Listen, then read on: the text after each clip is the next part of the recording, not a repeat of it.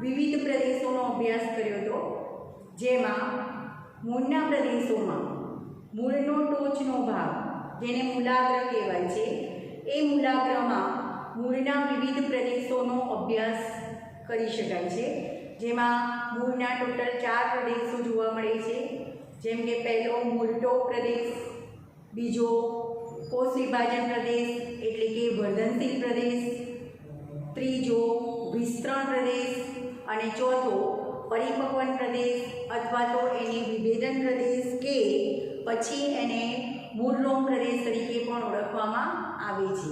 त्यां आपणे एवी वात करी हती के वर्धनशील प्रदेश छे जे मूळना टोचना भागमां एमां वर्धमान पेशीना कोषो आवेला होय छे, जे नाना जीवरसथी भरेला होय छे, पातળી सेल्युलोजनी बनेली कोष दिवाल धरावे छे अने ए कोषो सतत कोष विभाजन पामी अने नवा कोषोनुं निर्माण करे छे, जेथी करीने मूळनी लंबाईमां वृद्धि थाय छे। हवे एनी उपरनो टोचनो भाग जेने मूळटोप कहेवाय ए वर्धनशील प्रदेश उपर टोपी जेवी रचना करे छे, एटले के वर्धनशील पेशीना कोषोने रक्षण आपवानुं काम करे छे। तो केवड़ामां मूळटोप नामनी रचना जोवा मळे छे, जे वर्धमान पेशीना कोषोने रक्षण आपे छे। ए ज रीते जळशृंखला नामनी वनस्पतिमां मूळगोह नामनी रचना जोवा मळे छे, जे पण मूळटोप प्रदेश ज छे पण ए शिथिल गोठवणी धरावे छे। जळशृंखलामां जे मूळटोपनो भाग छे ए शिथिल गोठवणी धरावे छे। शिथिल गोठवणी धरावी एटले शुं? एटले एने सरळताथी दूर करी शकाय, मूळ उपरथी मूळटोपनो भाग सरळताथी दूर करी शकाय एवी गोठवणी होय तो एने शिथिल गोठवणी कहेवाय छे। एटले जळशृंखला जेवी जलज वनस्पतिमां मूळगोह नामनी रचना जोवा मळे छे, जे तमने नीटमां पूछी शकाय। हवे कोष विभाजन प्रदेशनी वात करी त्यार पछी विस्तरण प्रदेश। तो कोष विभाजन प्रदेश द्वारा उत्पन्न थयेला नवा कोषो ए विस्तरण प्रदेशमां एनी पહોળાઈ અને લંબાઈમાં વધારો થાય છે એટલે કે વિસ્તરણ પામે છે। ત્યાર પછી આપણે પરિપક્વન પ્રદેશની વાત કરેલી કે વિસ્તરણ પામેલા કોષો પરિપક્વન પ્રદેશમાં વિશિષ્ટ કાર્યોને અનુલક્ષીને કોઈ ચોક્કસ પેશીમાં વિભેદન પામે છે। વિભેદન પામવું એટલે કે બધા કોષો થોડા કોષો ભેગા મળી અને કોઈ ચોક્કસ પેશીનું निर्माण કરે છે, જેમ કે કેટલા કોષો ભેગા મળી जलवाहक पेशीनी रचना करे, केटलाक कोषो भेगा मळी अनवाहक पेशीनी रचना करे वगैरे। तो टूंकमां परिपक्वन प्रदेशमां कोषो विभेदन पामे छे अथवा परिपक्व बने छे, माटे परिपक्वन प्रदेश कहेवाय छे। बीजुं आपणे वात करेली के परिपक्वन प्रदेशमांथी पार्श्वीय मूळ उत्पन्न थाय छे, नाना नाना पातळा साइड पर मूळ उत्पन्न थाय छे, जेने मूळरोम कहेवाय छे अने जे मूळनी शोषण सपाटी वधारे छे એટલા માટે પરિપક્વન પ્રદેશને મૂળરોમ પ્રદેશ તરીકે પણ ઓળખવામાં આવે છે। હવે આપણે મૂળના કાર્યોની વાત કરીએ તો એમાં આપણે મૂળના કાર્યોમાં પહેલા મૂળના સામાન્ય કાર્યોની વાત કરીએ। મૂળના સામાન્ય કાર્યો તો મૂળના સામાન્ય કાર્યમાં પહેલું એક કાર્ય છે સ્થાપન। तो मूळ छे ए वनस्पतिने जमीनमां स्थापित करवानुं काम करे छे, बराबर। मूळनुं एक मुख्य कार्य शुं छे? तो ए वनस्पतिने जमीनमां स्थापित करवानुं काम करे छे। पछी एनुं बीजुं सामान्य कार्य छे शोषणनुं। तो मूळ ए जमीनमांथी पाणी अने खनिजद्रव्योनुं शोषण करी अने प्रकांडना तलभाग सुधी पहोंचाडे छे। दरेक वनस्पतिना मूळना आ बे सामान्य कार्यो छे। पहलुं कार्य छे स्थापन, वनस्पतिने जमीनमां योग्य रीते स्थापित करवानुं काम मूळ करे छे। बीजुं शोषण, तो जमीनमांथी पाणी अने खनिजद्रव्योनुं शोषण करी अने वनस्पतिना जुदा भागोने पहोंचाडे छे अथवा प्रकांडना तलभाग सुधी पहोंचाडे छे। हवे आपणे वात करीए मूळना विशिष्ट कार्योनी। तो मूळना विशिष्ट कार्योमां पहलुं कार्य आवशे मूळना विशिष्ट कार्यों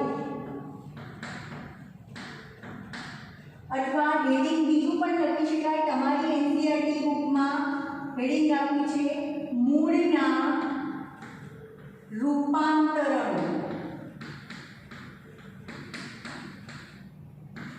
હવે તમને એ ખ્યાલ છે કે મૂળ આપણે સામાન્ય કાર્ય તો કરે જ છે, સ્થાપન અને શોષણનું. તો એ સિવાય મૂળ કેટલાક વિશિષ્ટ કાર્યો કરવા માટે રૂપાંતરિત થયેલા હોય છે. તો એ ઘણા બધા વિશિષ્ટ કાર્યો કરે છે અને તમારી એનસીઈઆરટી બુકમાં એનું વર્ણન બહુ ઓછું છે, એના એક્ઝામ્પલ ઓછા છે. તો અને આ ક્વેશ્ચન આપણે નીટ લેવલે શીખવાનું છે. નીટમાં એના એમસીક્યુ પૂછી શકાય, એમાંથી એમસીક્યુ પૂછી શકાય. એટલે હું થોડીક તમને તમારી ટેક્સ્ટ બુક કરતાં થોડીક વધારે ડિટેલમાં માહિતી આપું છું, બરાબર. તો પહેલાં આપણે વાત કરીએ મૂળના વિશિષ્ટ કાર્યોની. સામાન્ય કાર્યો સમજાવ્યા, હવે મૂળના વિશિષ્ટ કાર્યો અથવા એમ કહી શકાય મૂળના વિશિષ્ટ કાર્યો માટેના રૂપાંતરણો. તો મૂળનું મુખ્ય કાર્ય સ્થાપન અને શોષણનું છે, પણ કેટલીક વાર મૂળ વિશિષ્ટ કાર્ય કરવા માટે પણ રૂપાંતરિત થયેલા હોય છે. તો પહેલા આપણે વાત કરીએ મૂળનું પહેલું કાર્ય. એ છે પહેલું કાર્ય ખોરાક સંગ્રહ માટે. મૂળનું પ્રથમ કાર્ય છે ખોરાક સંગ્રહ માટે. ખોરાક સંગ્રહ માટે મૂળનું રૂપાંતરણ. હવે તમને ખ્યાલ છે કે વનસ્પતિમાં ખોરાક બનાવવાનું કામ કોણ કરે છે? પર્ણપ્રકાશ સંશ્લેષણની ક્રિયા દ્વારા ખોરાક બનાવે છે અને વનસ્પતિ એનો ઉપયોગ કરે છે.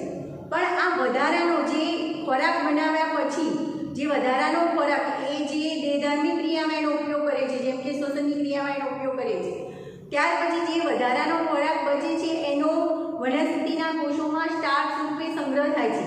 પણ ઘણીવાર વનસ્પતિના મૂળ, કેટલીક વનસ્પતિ, બધી વનસ્પતિમાં નહીં, કેટલીક વનસ્પતિના મૂળ એ વનસ્પતિના પર્ણોએ તૈયાર કરેલો ખોરાક, વનસ્પતિના પર્ણોએ પ્રકાશ સંશ્લેષણની ક્રિયા દ્વારા તૈયાર કરેલો ખોરાક, એમાં જે વધારાના ખોરાક છે એ વધારાના ખોરાકનું મૂળમાં સંગ્રહ થાય છે અથવા મૂળમાં સંચિત થાય છે અને મૂળ એ જાડા, દળદાર, માંસલ અને વિશિષ્ટ આકારના બને છે. તો આવા ખોરાક સંગ્રહનું કામ મૂળમાં થાય છે. હવે મૂળના આપણે બે પ્રકાર શીખી ગયા. કયા બે પ્રકાર? સ્થાનિક મૂળ, અસ્થાનિક મૂળ. સોટીમય મૂળતંત્ર પણ કહી શકાય. સ્થાનિક મૂળને સોટી મૂળ કહેવાય અથવા સોટી મૂળને સ્થાનિક મૂળ કહી શકાય અને તંતુ મૂળને અસ્થાનિક મૂળ કહેવાય. તો આવું ખોરાક સંગ્રહ એ કેટલીક વનસ્પતિમાં સોટીમય મૂળતંત્રમાં થાય છે અને કેટલીક વનસ્પતિમાં તંતુમય મૂળતંત્રમાં થાય છે. તો આપણે પહેલા વાત કરીએ ખોરાક સંગ્રહની. એમાં પણ બે પાર્ટ પડશે. આજે તમને શોર્ટ નોટ તરીકે પણ પૂછી શકાય, બરાબર, કે મૂળના ખોરાક સંગ્રહ માટેના રૂપાંતરણો જણાવો. તો હવે એમાં આપણે પહેલા વાત કરીએ કે મૂળ છે એ બે પ્રકારે ખોરાકનો સંગ્રહ કરે છે. મૂળના બે પ્રકાર કીધા.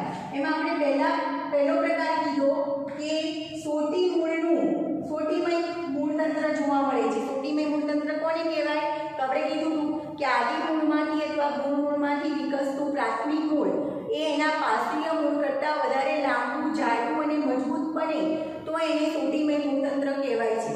તો કેટલીક વનસ્પતિમાં એના સોટીમય મૂળતંત્ર જમીનની અંદર રહેલું સોટીમય મૂળતંત્ર વધારાના ખોરાકનો સંગ્રહ કરી માંસલ અને દળદાર બને છે અને વિશિષ્ટ આકાર ધરાવે છે. તો એવી કેટલીક વનસ્પતિ છે જે તમને એક્ઝામ્પલ સાથે સમજાવું છું. તો ખોરાક સંગ્રહમાં મૂળનું પહેલું રૂપાંતરણ આવશે સોટીમય મૂળતંત્રમાં ખોરાક સંગ્રહ. સોટીમય મૂળતંત્રમાં ખોરાક સંગ્રહ. હવે આમાં તમારે 3 ઉદાહરણ યાદ રાખવાના છે. પહેલું ગાજર, બીજું મૂળા અને ત્રીજું બીટ. આ ત્રણેય વનસ્પતિમાં ગાજર, મૂળા અને બીટ ત્રણેય વનસ્પતિમાં એના સોટીમય મૂળતંત્રમાં વધારાના ખોરાકનો સંગ્રહ થાય છે. હવે દાખલા તરીકે આપણે વાત કરીએ ગાજરની. તો ગાજર તમે બધાએ જોયેલું છે. ગાજરનો રંગ પણ ખબર છે તમને, રતાશ પડતા, લાલાશ પડતો જોવા મળે છે. આ ગાજર એ સોટી મૂળનું રૂપાંતરણ છે અને ગાજર જેવી વનસ્પતિમાં એના સોટી મૂળમાં ખોરાકનો સંગ્રહ થઈ અને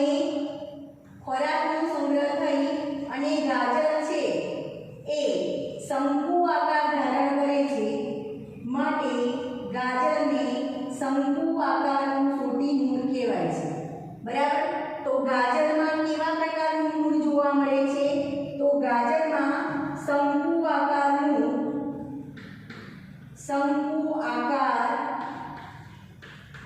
મૂળ જોવા મળે છે. યાદ રાખજો, ગાજરમાં સોટીમય મૂળતંત્ર હોય છે. ગાજર વનસ્પતિમાં એના સોટીમય મૂળતંત્રમાં જમીનની અંદર આવેલું સોટીમય મૂળતંત્ર, એમાં વધારાના ખોરાકનો સંગ્રહ થઈ એ સોટી મૂળ એ જાડું, માંસલ અને દળદાર બને છે અને શંકુ આકાર ધારણ કરે છે. એટલે ગાજરના મૂળને શંકુ આકાર સોટી મૂળ તરીકે ઓળખવામાં આવે છે. તો તમને નીટમાં ક્વેશ્ચન પૂછી શકાય, નામ પરથી પ્રકાર અને પ્રકાર પરથી નામ ઉદાહરણ પૂછી શકાય કે શંકુ આકારનું સોટી મૂળ શેમાં જોવા મળે છે? તો ગાજરમાં. અથવા ગાજરમાં કયા પ્રકારનું સોટી મૂળ જોવા મળે છે? તો શંકુ આકારનું સોટી મૂળ જોવા મળે છે. ત્યાર પછી આપણે વાત કરીએ મૂળાની. તો મૂળા તમે જોયેલા છે. મૂળામાં પણ એના સોટી મૂળમાં ખોરાકનો સંગ્રહ થાય છે અને સોટી મૂળમાં ખોરાકનો સંગ્રહ થઈ ત્રાકાકાર મૂળો બને છે, ત્રાકાકાર રચના બને છે.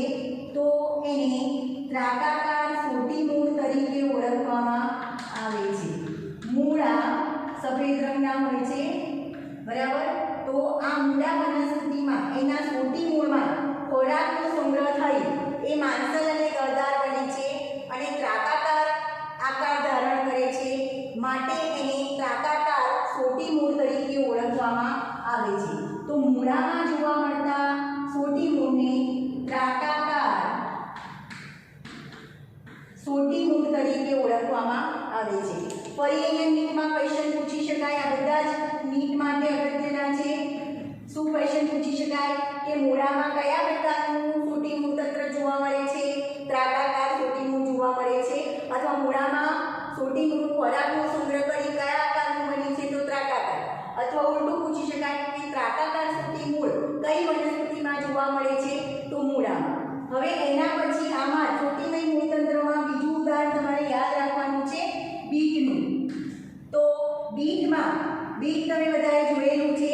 બીટનું બીજું નામ છે, એને સલગમ તરીકે પણ ઓળખવામાં આવે છે. સલગમ કહેવાય. બીટને સલગમ તરીકે પણ ઓળખવામાં આવે છે.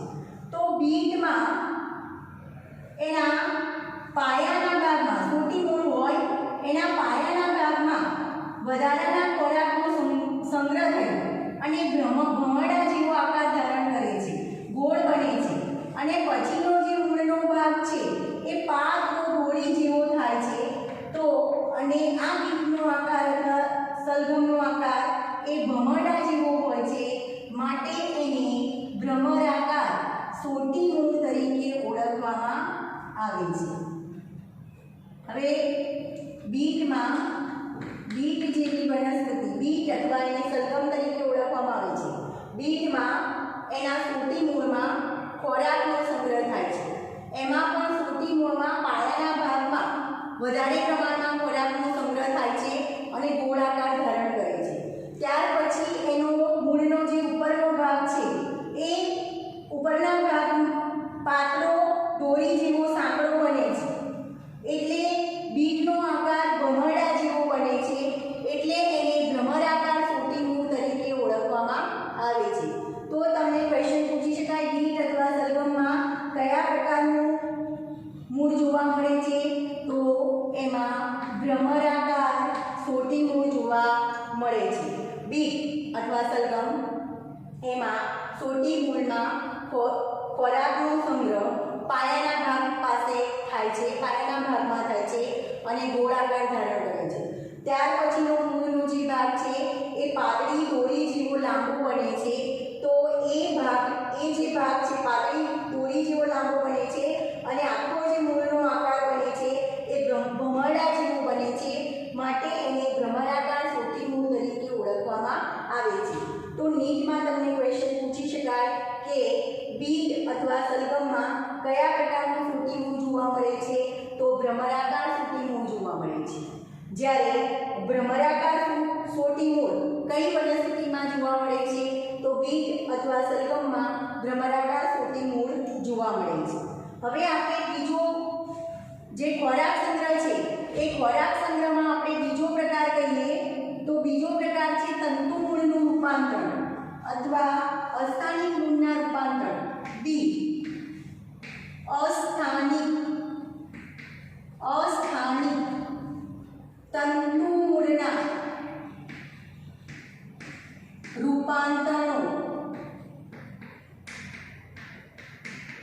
હવે તમને ખ્યાલ છે કે અસ્થાનિક તંતુમૂળ કોને કહેવાય? આપણે એની વાત કરી હતી અસ્થાનિક મૂળની કે ભ્રૂણમૂળ સિવાયના વનસ્પતિના કોઈ ભાગમાંથી મૂળ ઉત્પન્ન થાય તો એને અસ્થાનિક મૂળ કહેવાય છે.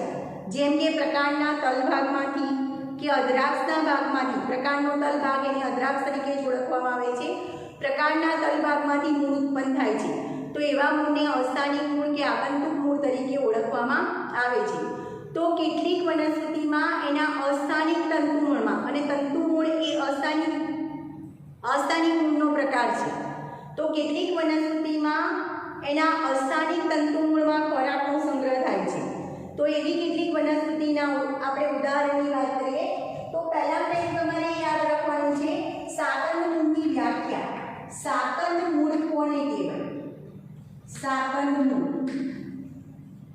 જો વનસ્પતિના અસ્થાનિક મૂળમાં ખોરાકનો સંગ્રહ થાય તો એવા મૂળને સાકંદ મૂળ તરીકે ઓળખવામાં આવે છે. તો સાકંદ મૂળની વ્યાખ્યા યાદ રાખજો. વનસ્પતિમાં અસ્થાનિક મૂળમાં ખોરાકનો સંગ્રહ થાય તો એને સાકંદ મૂળ તરીકે ઓળખવામાં આવે છે. હવે આના પર પાછળ બે પેટા પ્રકાર છે. પહેલો પ્રકાર છે એને કહેવાય સરળ સાકંદ મૂળ.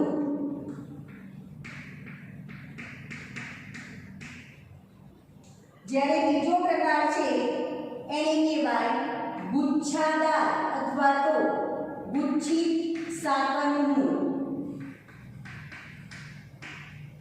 બરાબર. હવે સરળ સાકંદ મૂળની આપણે વ્યાખ્યા કરીએ. સરળ સાકંદ મૂળ કોને કહેવાય? તો સક્કરિયા જેવી વનસ્પતિમાં સરળ સાકંદ મૂળ જોવા મળે છે. હવે સક્કરિયો જે છે એ વેલા સ્વરૂપની વનસ્પતિ છે. આવા સક્કરિયામાં વેલા સ્વરૂપની વનસ્પતિમાં એના પ્રકાંડના ભાગમાંથી એકલ ટોપલ અસ્થાનિક મૂળ ઉત્પન્ન થઈ અને એમાં ખોરાકનો સંગ્રહ થાય છે. એકલ ટોપલ અસ્થાનિક મૂળ ઉત્પન્ન થઈ અને એમાં ખોરાકનો સંગ્રહ થાય છે તો આવા મૂળને સરળ સાકંદ મૂળ તરીકે ઓળખવામાં આવે છે. સરળ સાકંદ મૂળ કોને કહેવાય? તો સક્કરિયા જેવી વનસ્પતિમાં એના પ્રકાંડના વેલા સ્વરૂપની વનસ્પતિ છે તો આવી વેલા સ્વરૂપની વનસ્પતિના પ્રકાંડના ભાગમાંથી એકલ ટોકલ અસ્થાનિક મૂળ ઉત્પન્ન થાય છે. પ્રકાંડના ભાગમાંથી મૂળ ઉત્પન્ન થાય છે એટલે એને અસ્થાનિક મૂળ કહેવાય. તો સક્કરિયા જેવી વનસ્પતિમાં એના પ્રકાંડના ભાગમાંથી એકલ ટોકલ અસ્થાનિક મૂળ ઉત્પન્ન થાય છે અને એમાં ખોરાકનો સંગ્રહ થાય છે અને એ અનિયમિત આકારના બને છે. તો જો એકલ ટોકલ અસ્થાનિક મૂળમાં ખોરાકનો સંગ્રહ થાય તો એને સરળ સાકંદ મૂળ તરીકે ઓળખવામાં આવે છે. હવે આપણે વાત કરીએ ગુચ્છાદાર સાકંદ મૂળ. તો ગુચ્છાદાર સાકંદ મૂળમાં તમારે બે ઉદાહરણ યાદ રાખવાના છે. એક ડાહાલિયા વનસ્પતિ અને બીજી સતાવડી વનસ્પતિ. ડાહાલિયા અને સતાવડી વનસ્પતિમાં ગુચ્છિત અથવા તો ગુચ્છાદાર સાકંદ મૂળ જોવા મળે છે. ડાહાલિયા અને સતાવડી જેવી વનસ્પતિમાં ગુચ્છાદાર અથવા તો ગુચ્છિત સાકંદ મૂળ જોવા મળે છે. તો ગુચ્છિત સાકંદ મૂળ કોને કહેવાય? દાખલા તરીકે ડાહાલિયા વનસ્પતિ છે એમાં જે અસ્થાનિક મૂળ છે એ અસ્થાનિક મૂળ એ સમૂહમાં આવેલું હોય છે. અસ્થાનિક મૂળ સમૂહમાં ઉત્પન્ન થાય છે અને આવા સમૂહ મૂળમાં ખોરાકનો સંગ્રહ થાય છે એટલા માટે એને ગુચ્છિત સાકંદ મૂળ તરીકે પણ ઓળખવામાં આવે છે. ડાહાલિયા જેવી વનસ્પતિમાં એમાં ગુચ્છાદાર મૂળ આવેલા હોય છે અથવા અસ્થાનિક મૂળ સમૂહમાં આવેલા હોય છે અને એમાં ખોરાકનો સંગ્રહ થાય છે એટલા માટે એને ગુચ્છાદાર સાકર મૂળ પણ કહેવાય છે. શતાવરીમાં પણ આ પ્રકારની ઘટના જોવા મળે છે. તો તમે નીટમાં ક્વેશ્ચન પૂછી શકાય, સરળ સાકર મૂળ સક્કરિયામાં કયા પ્રકારની મૂળ જોવા મળે છે? સરળ સાકર મૂળ જોવા મળે છે. અને ગુચ્છાદાર સાકર મૂળ શેમાં જોવા મળે છે? તો ડહાલિયા જેવી અને શતાવરી જેવી વનસ્પતિમાં ગુચ્છિત સાકર મૂળ જોવા મળે છે. હવે આપણે મૂળના વિશિષ્ટ કાર્યોમાં પહેલા જ કાર્યની વાત કરીએ છીએ. મૂળના રૂપાંતરો અથવા મૂળના વિશિષ્ટ કાર્ય. એમાં પહેલું વિશિષ્ટ કાર્ય છે મૂળનું ખોરાક સંગ્રહ માટેનું વિશિષ્ટ કાર્ય. એટલે કે મૂળમાં વનસ્પતિ છે એ વનસ્પતિના લીલા કણો એ પ્રકાશ સંશ્લેષણની ક્રિયા કરી અને ખોરાક બનાવે છે. હવે વધારાના ખોરાકનો સંગ્રહ વનસ્પતિમાં સ્ટાર્ચ સ્વરૂપે થતો હોય છે. તો કેટલીક વનસ્પતિમાં આ વધારાના ખોરાકના સંગ્રહનું કાર્ય મૂળ કરે છે અને એ મૂળ વધારાના ખોરાકનો સંગ્રહ કરી માંસલ દળદાર બને છે અને એક ચોક્કસ અથવા વિશિષ્ટ આકાર ધરાવે છે. અને જ્યારે વનસ્પતિ સુસુપ્ત અવસ્થામાં હોય ત્યારે એ સંગ્રહિત ખોરાકમાંથી પોતે પોષક દ્રવ્યો મેળવે છે. તો ખોરાક સંગ્રહ માટેના રૂપાંતરની આપણે વાત કરીએ તો મૂળના મુખ્ય બે પ્રકાર છે, સોટીમય મૂળતંત્ર અને તંતુમય મૂળતંત્ર.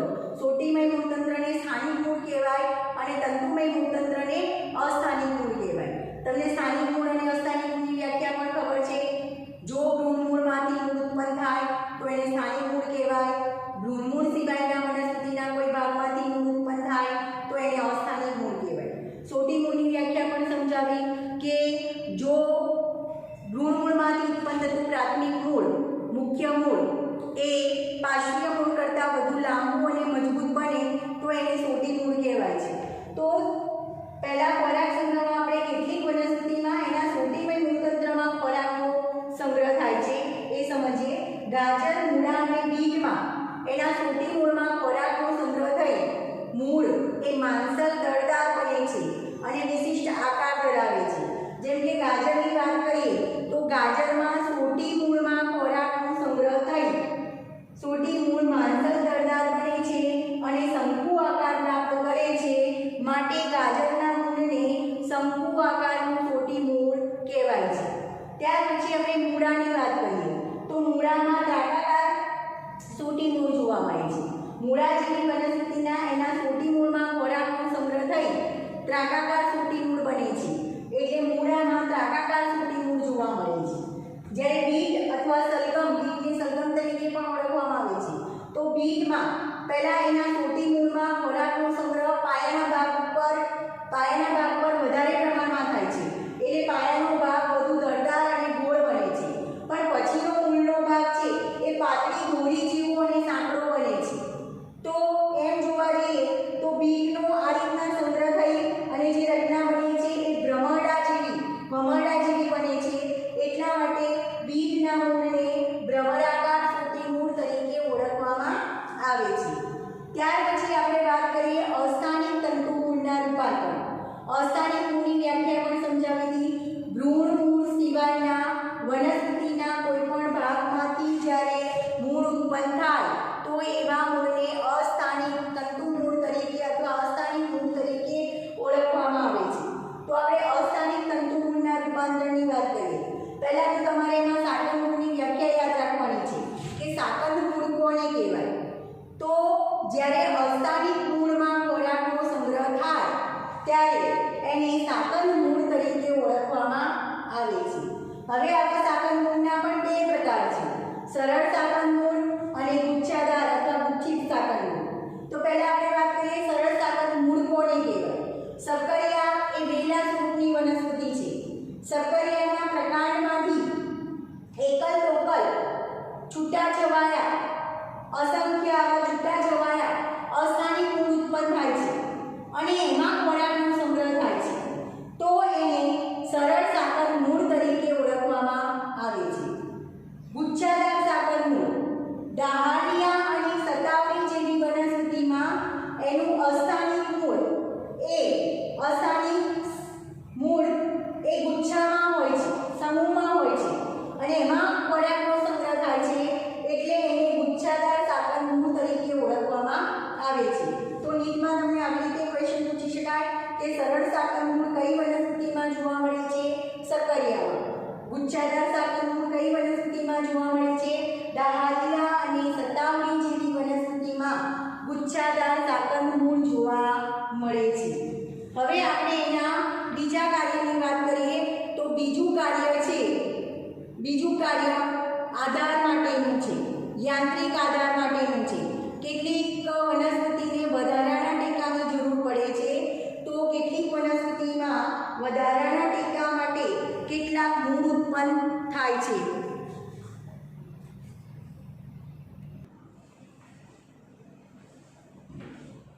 મૂળના વિશિષ્ટ કાર્યોમાં આપણે બીજું કાર્ય આપણે શીખીએ એ છે યાંત્રિક આધારનું. મૂળના વિશિષ્ટ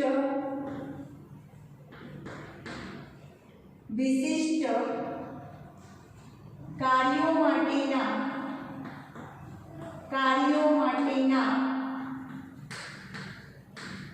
રૂપાંતરણો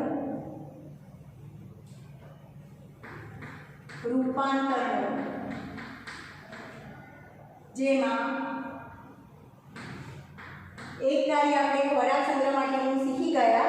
હવે બીજા કાર્યની વાત કરીએ તો બીજું કાર્ય છે વનસ્પતિને યાંત્રિક આધાર આપવાનો. હવે યાંત્રિક આધાર એટલે શું?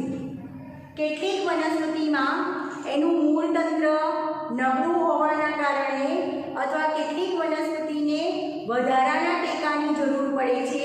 તો એના માટે કેટલીક વનસ્પતિના મૂળ અસ્થાનિક મૂળ ઉત્પન્ન થઈ એને વધારાનો ટેકો આપે છે. તો એને યાંત્રિક આધાર તરીકે ઓળખવામાં આવે છે. તો આ પણ તમને શોર્ટ નોટ તરીકે પૂછી શકાય કે મૂળના યાંત્રિક આધાર માટેના રૂપાંતરણો તમે સમજાવો. તો એમાં મૂળના યાંત્રિક આધાર માટેના રૂપાંતરણ એના પણ બે ભાગ પડે છે. તો એમાં પહેલા આપણે વાત કરીએ એ મૂળના અવલંબન મૂળ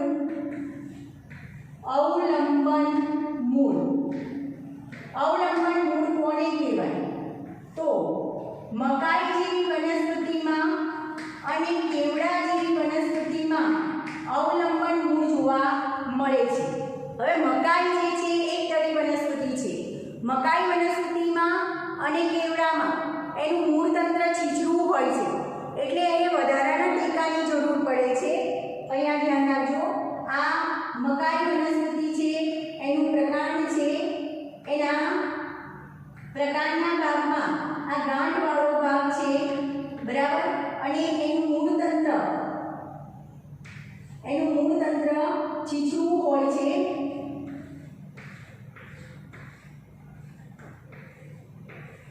છીછરું એટલે જમીનમાંથી ઊંડે સુધી ખૂંપેલું હોતું નથી, જમીનની ઉપરની નજીકની સપાટી સુધી જ ખૂંપેલું હોય છે. હવે જેમ જેમ વનસ્પતિનો વૃદ્ધિ અને વિકાસ થશે એમ એને વધારાના ટેકાની જરૂર પડશે. તો મકાઈ અને કેવડા વનસ્પતિમાં એના પ્રકાંડના તલ ભાગની ગાંઠોમાંથી અસ્થાનિક મૂળ ઉત્પન્ન થઈ જમીનમાં ત્રાંસા વૃદ્ધિ પામે છે અને ત્રાંસા રોપાય છે.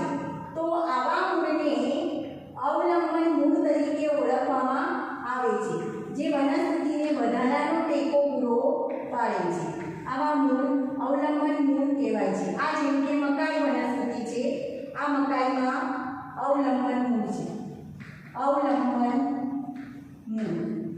એ જ રીતે આપણે કેવડા વનસ્પતિની વાત કરીએ તો કેવડામાં પણ એના પર્ણમાલિકની રચના છે. તમને ખબર છે કેવડા વનસ્પતિ એક શું પ્રકારની વનસ્પતિ છે? એમાં પણ એનું મૂળ તંત્ર છીછરું હોય છે.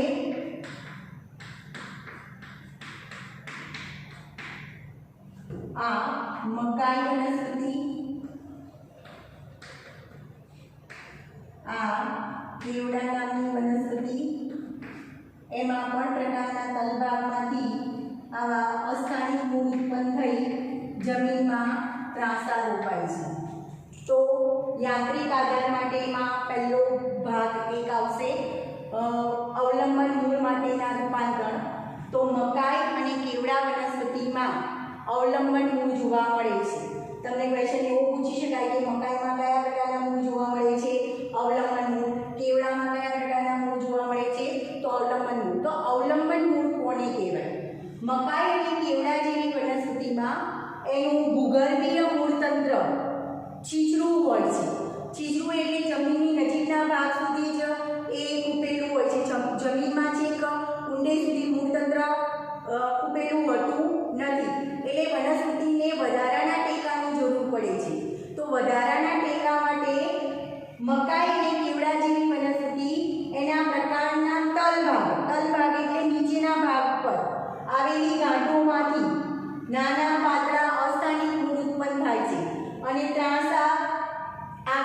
બધી જમીનમાં રોપાય છે અને વનસ્પતિને વધારાનો ટેકો પૂરો પાડે છે તો એને અવલંબન મૂળ તરીકે ઓળખવામાં આવે છે.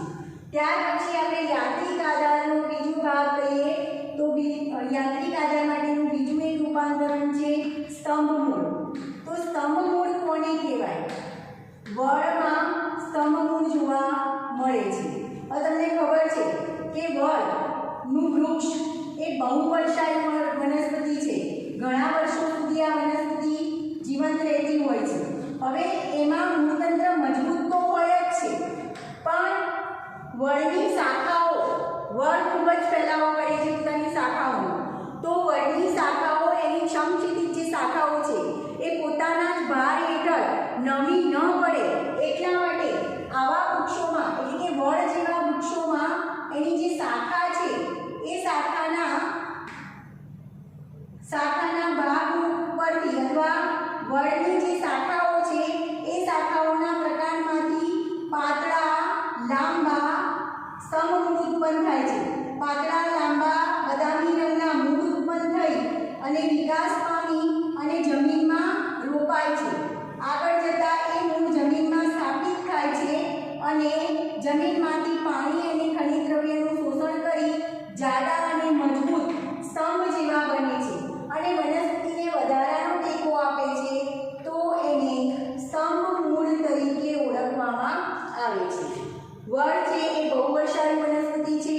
એની જે શાખાઓ છે બહુ ફેલાયેલી હોય છે અને આ શાખાઓ જે છે વડની સમક્ષિતિજ શાખાઓ એ પોતાના જ વજન હેઠળ નમી ન પડે એટલા માટે એની જે શાખાઓ છે એ શાખાઓમાંથી પ્રકાંડમાંથી પાતળા દોરી જેવા અસ્થાનિક મૂળ ઉત્પન્ન થઈ વૃદ્ધિ પામી જમીનમાં ખોપાય છે અથવા જમીનમાં દાખલ થાય છે અને પાછું જમીનમાંથી પાણી અને ખનિજ દ્રવ્યનું શોષણ કરી વધારે જાડા અને મજબૂત બને છે અને સ્તંભ જેવા બને છે અને વનસ્પતિને વધારાનો ટેકો આપે છે.